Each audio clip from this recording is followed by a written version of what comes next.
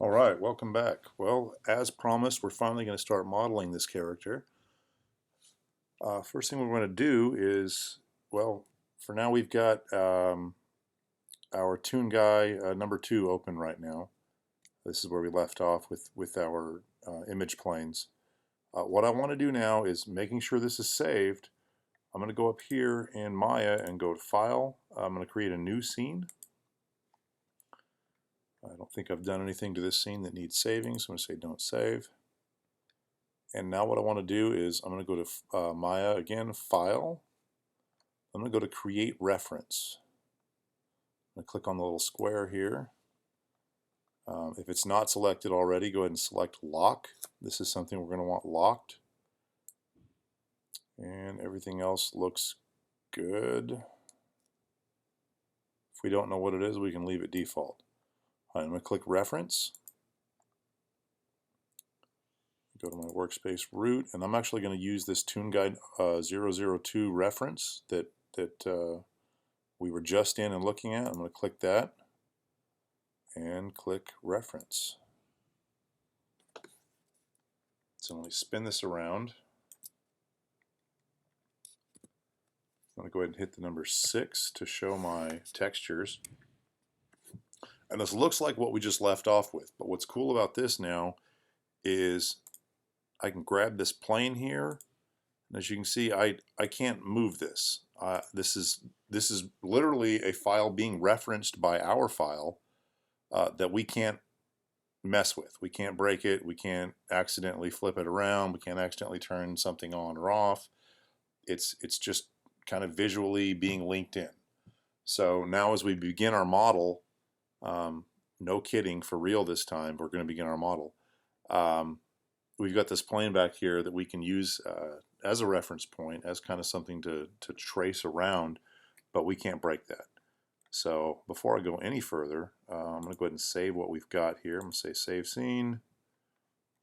We're still in our correct folder. Toon Guy Model. Save that. Okay, now we're all set up. I've got reference planes that I couldn't break if I wanted to, and they're just showing here. Let me hit the space bar.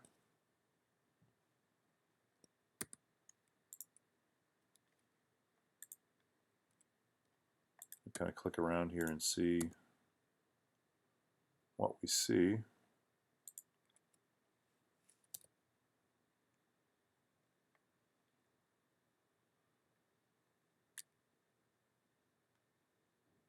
All right, looks like, again, if you select the viewport you want to work with and hit 6, then it'll display that texture. Looks like this one we're looking at the back side of it, which is fine for now. Really, what I'm going to want to do is I'm going to want to flip back and forth between my 3D view here up in this corner and my front view to get a full straight-on look at what we're going to be modeling. So I'll go back to my 3D and drop a cube, as we like to do. For this, we decided that guy was, see, our reference plane was 25 wide. He's probably half of that, so we'll start with 12 all the way around on here. That may be too big. Back to 10 wide. Probably 10 deep. And maybe only 5 high. And then for subdivisions, I do want to keep, since we're going to be using symmetry, just to make things easier, I don't know if this is going to break us or not, but I'm going to keep my subdivisions at an equal number. That way we've got a nice dividing line right down the middle when we turn symmetry on, and we won't confuse it too much. Pull this up to about where his belly, waist might be. Space bar. Again, I want to look at this. Okay, that looks about right. That gives us something to work with.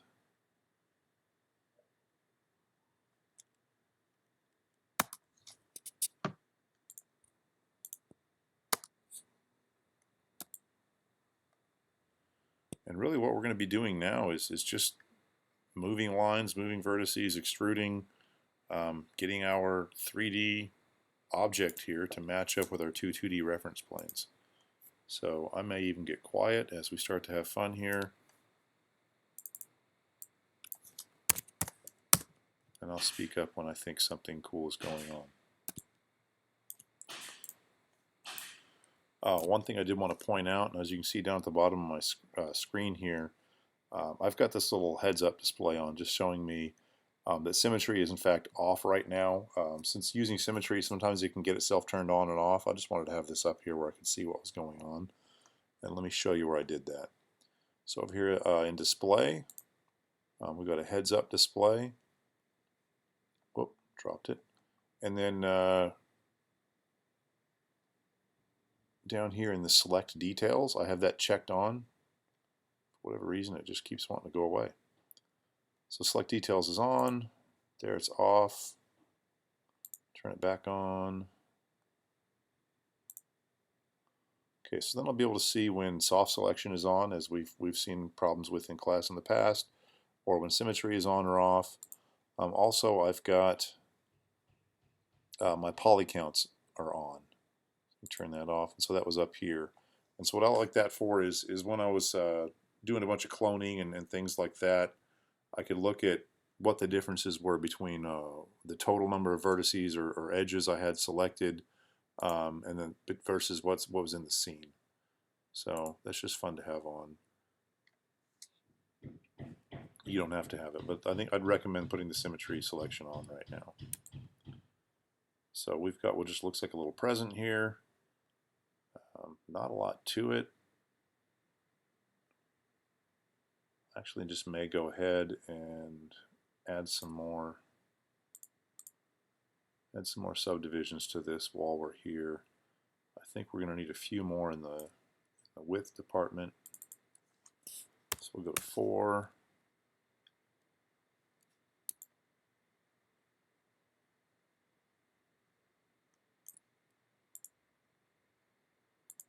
We'll go 4 subdivisions in depth.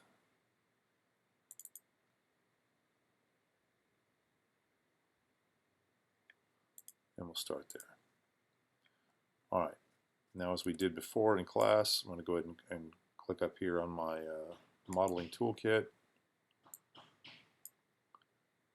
And we'll play around and find the right symmetry. Looks like we might want object X. We'll test that by grabbing an edge. Sure enough, for right now that's what we want. If I grab this edge, it's going to grab the edge on the other side. So symmetry is on at object X. And we can just start moving stuff around, see what we can do.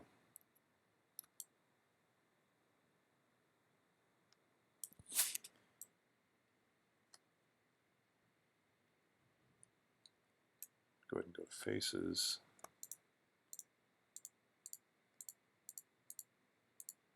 I'm going to select all of these for now and kind of extrude them and bevel them down a little bit.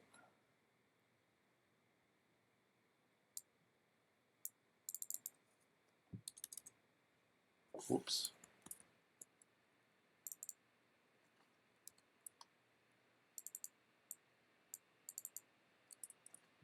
Say a local translate of 2. Here's the fun part. I want to offset it a little bit. Let's see what that's going to look like.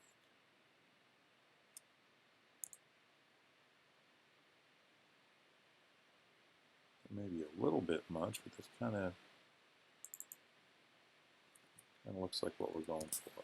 Go to the offset 0.5. I had keep faces together on, which was good.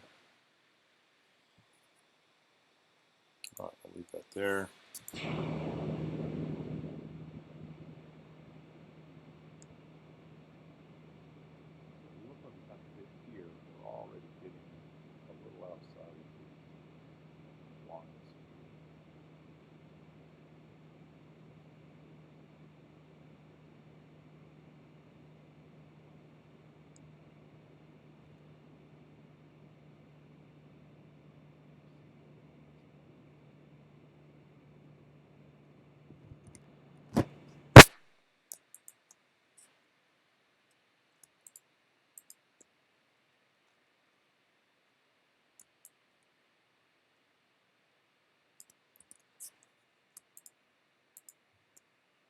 Alright, what I've done is using symmetry, I've grabbed all the back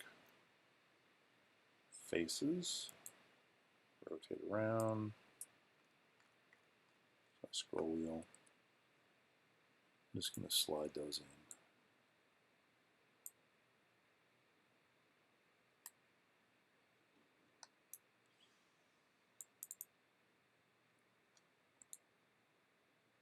So before I got too far, I went in and grabbed this edge loop here. So that's one thing cool. So you use the select tool and you just double click on an edge, it'll get the entire loop, and then you can start moving that entire loop around.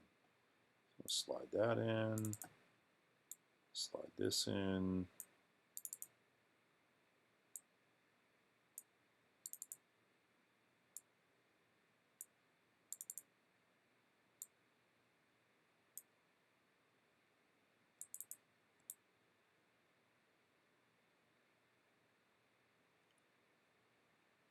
Okay, and since we had that offset, we didn't get the whole loop here. I double click that edge, hold down shift, double click this edge, shift, double click that edge. Now I think we've got the entire thing. Pull it in. Nope, that's why we use faces on that end. Alright, back to face mode. Cool, they're still selected. Pull that back.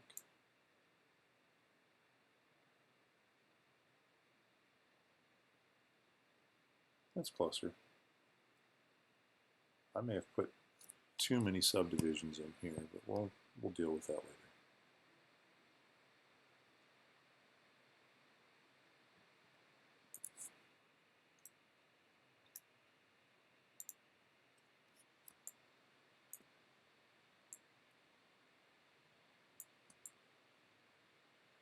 So I don't really have too much of a plan going forward right now. I'm just kind of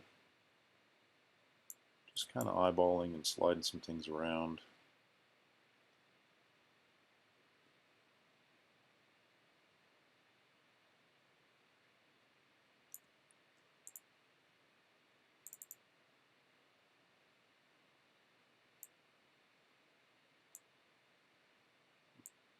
Pull these edges in a little bit on each X and Z axis, and we're starting to get a little more rounded shape.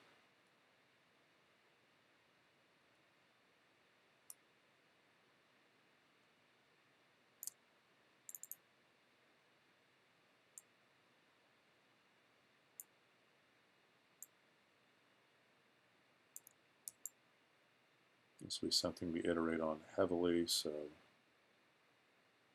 just get it looking good.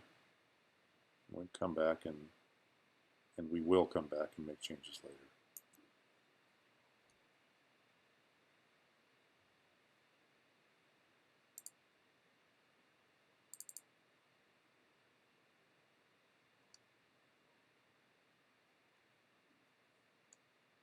All right, I'm going to grab this middle line. Pardon the noise, we're having some construction done. Grab this middle line, and I think what I'm going to want to do is separate that just a little bit. I don't think it separates what I'm looking for, though.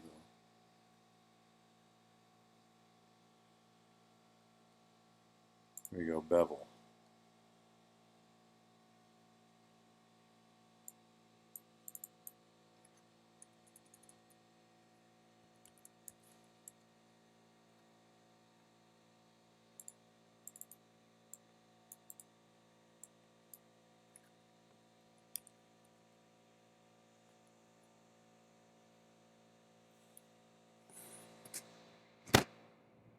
Too much. So I'm trying to get this gap here in his thighs. 0.25 was more what I was looking for.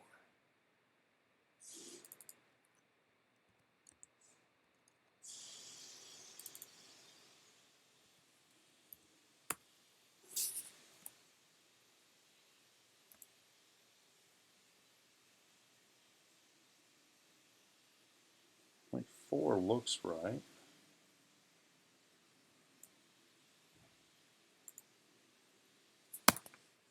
Go to my front view just to see. Sure, close enough.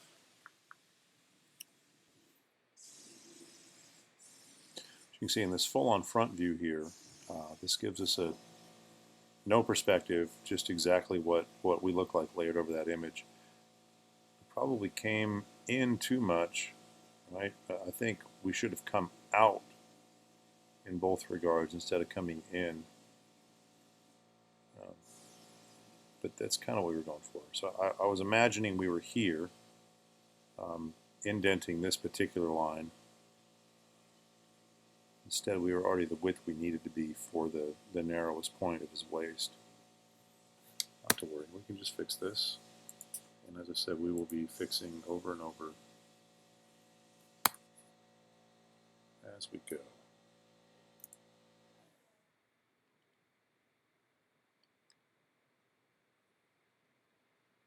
See, with perspective on, and this object is closer to us, it's hard to line up, and it's hard to reconcile that base along this line right here is actually the narrowest part of his waist. But that's okay. Actually, if you look at this crease here, it probably is narrowing in a lot of other ways, but we need it to go out, so along the side. So what we'll probably do is we'll just grab, make sure we're just going to select for now. I don't want to grab something and then accidentally move it. We'll grab these.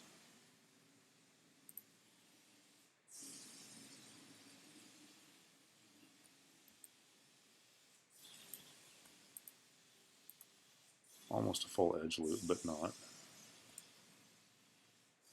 So we'll grab those and pull those out before we start extruding out legs.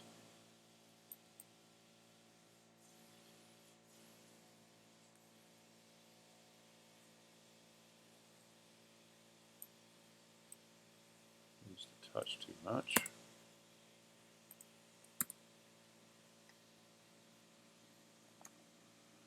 Yeah, that looks more like it. As you can see, we're now following that line a little bit better. We've still got that gap about where we need it to be.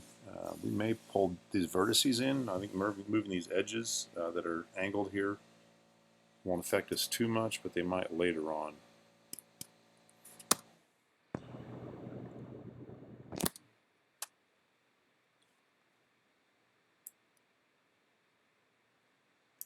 Vertex mode. Whoa. Yeah, look at that. That looks kind of crazy. We're going to pull that vertex back in line.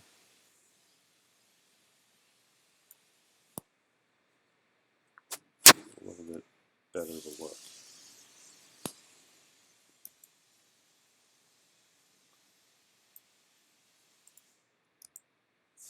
Do the same for the back one.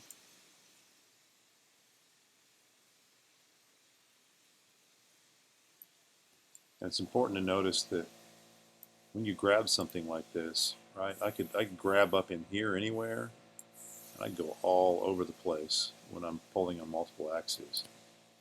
And Z, so make sure you grab the axis you really want to move along. Be very deliberate about that selection when you start to move something.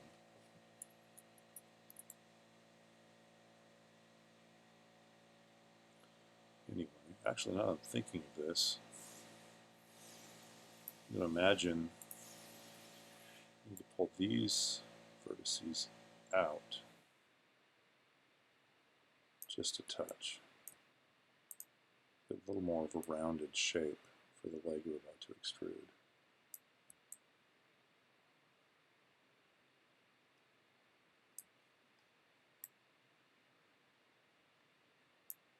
Go in face mode.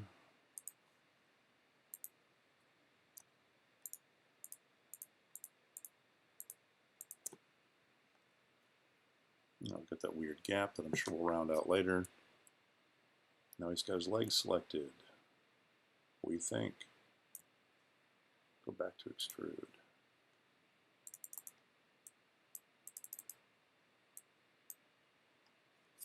So I think this thickness is really a ratio of what you've got selected. I think for right now, I like the local translate C a little better. I think we can give this more more global units. All right, so if I'm going to go, what do we start with? This was 10 wide and 5 high.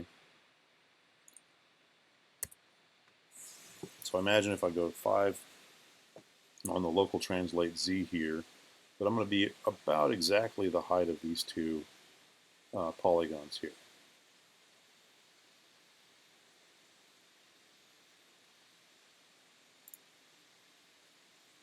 Yeah, and that comes out to about what we thought. That height looks the same as these two, right? And so when we've got thickness on them, we're doing extrusion. It really is, it's relative to what you've selected and what the faces are coming off of.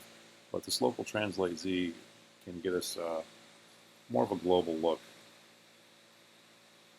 As it turns out, I don't want to go that far quite yet. Actually, no, that's not too bad. All right, we're still selected. I'm going to go into the front view again.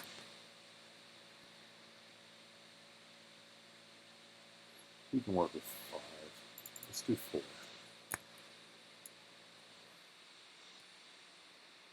And the legs go a lot farther, but by just extruding a little bit and then straightening out the angle that we're going along, and then adding some more lines as we do these incremental moves, we can leave some geometry in there for when we go to flex his knees and things like that later on. All right, so we did that. And as I said, go back again to just select. As I said, I want to pull this angle out a little bit. I imagine these are very thick legs from the side. We're still kind of just working from the front.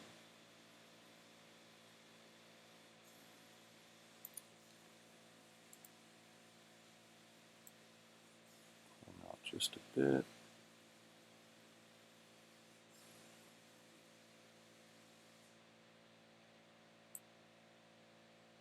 Yeah, and with our multiple viewports open, we can kind of line up in both windows as we drag.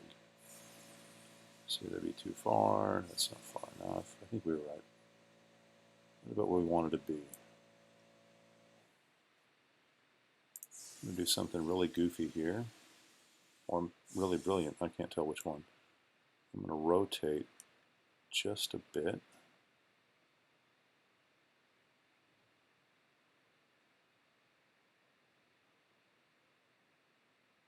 That's probably good. And now when we extrude out, it's going to come a little more straight out along those lines in the reference plane. Okay, so I've gone back to select, turn my rotation off. I'm going to extrude again. For whatever reason, we've gone back to our defaults. The 0.1 thickness, which I left at 0. I'll try 4 again.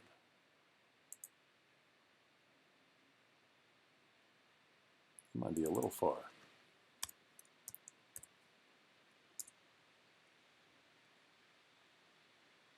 We'll go 3.5.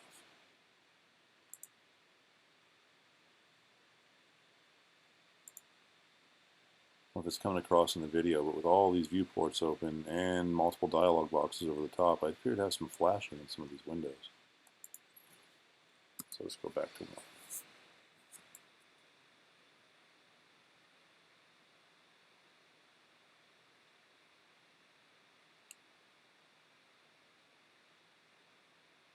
Those legs look a little thick, which we can pull in, and it looks like maybe they go back a little bit in this image. So we can fix that.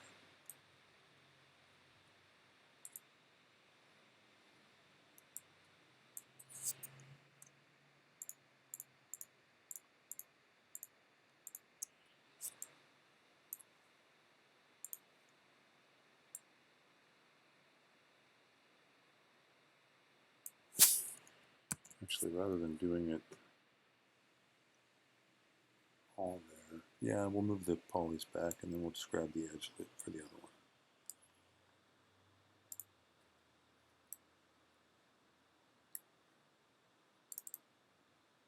Double clicked, got the entire edge of what looks like it's going to be our knee now.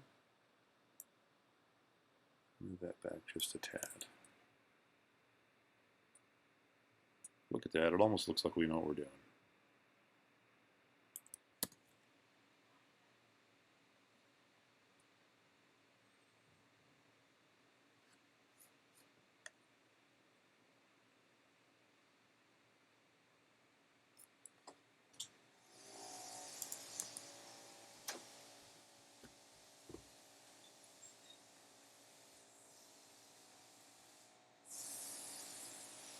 Go ahead and save really quick right now. Increment and save.